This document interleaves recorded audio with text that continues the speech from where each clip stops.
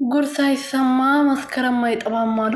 እንግዲህ ዛሬ ደግሞ ደስታና ቦቼ የሚባለው ልጅ እንግዲህ ከዚህ በፊት የሩትዬ ወንድም ወዳጅ ነበረ።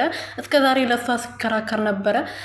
ዛሬ ግን ምንድን ነው ያለው? ንግግሩ በጣም ነው ያናደደኝ ማለት ነው። ለሩትዬ ልጁ ያንተም የአብርሃምም ሊሆን ይችላል።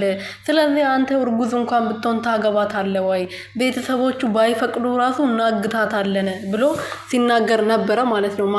ማፈሪያ ናቸው የምር ማለት ነው። እናንተ በጣም ማፈሪያ ናችሁ። ሩትዬ እንደናንተ ርካሽ በእናንተ አፍ የሚተጠራ ሴት አይደለችም። እሺ በጣም ጀግናና ብርቱ ሴት ነች። ከማንም የምታረግ ሴት አይደለችም። ባሏን ትወደዋለች፣ ታፈቅረዋለች።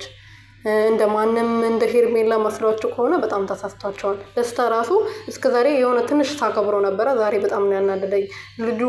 ልጁ ያንተ ሊሆን ይችላል ብሎ ሲናገር ቦቸራ ስቆ አሚን ያደርግልኝ ነበር ብሎ የተቀበለው ማለት ነው። እንዴት እንደዚህ ይላል? ምን እንዳደረገው ሰው አግም እንዴ? ሩትዬ የፍቅር ጥያቄው ሳትቀበል ፕሮሚስ ራሱ እኮ ሊያደርግላት ብሎ ተንበርክኮ አበባ ወርውራበት ነው ሄደችው። እንኳን ከሱ ልታረግ ዝቅርና ማለት ነው። ሰላም ቤተሰብ እንዴት ናችሁ? ደህና ናችሁ? እኔ ያለው እዛ ቤት ይመስገን። በያላችሁበት ሰላማችሁ ብዝት ትርፍርፍ ይበልልኝ። ዛሬ እንግዲህ ተናድጄባችኋለሁ የምር ማለት ነው።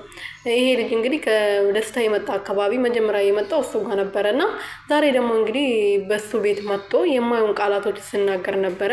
ልጁ ያንተ ሊሆን ይችላል ነው ያለው ማለት ነው። ተሳስቶ ነው መሰለኝ ሄርሜላ መስለው ስለ ሄርሜላ እያወራ ነው የመሰለኝ እኔ ማለት ነው። ግን በኋላ ላይ ሲሰማ ስለ ሩትዬ ነበር ሲያወራ የነበረው። ሩትዬ እንደዚህ አይነት ሴት አይደለችም። ከማንም የምታረግ ሴት አይደለችም። ክብር ያላት ለራሷ ክብር ያላት ጀግናና ብርቱ ሴት ነች። ለማንም የምትሸነፍ አይደለችም።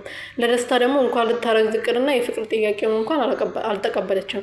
ሌላ ነገር ቅርና ተንበርክኮ ቀለበት ሊያደርግላት ሲል አበባው ወርውራበት ነው እዛ ጋር ጥላ ሄደችው ማለት ነው የኔ ጀግና። ስለዚህ አፍን ብትቆጣጠር ይሻላል ብዬ አስባለሁ።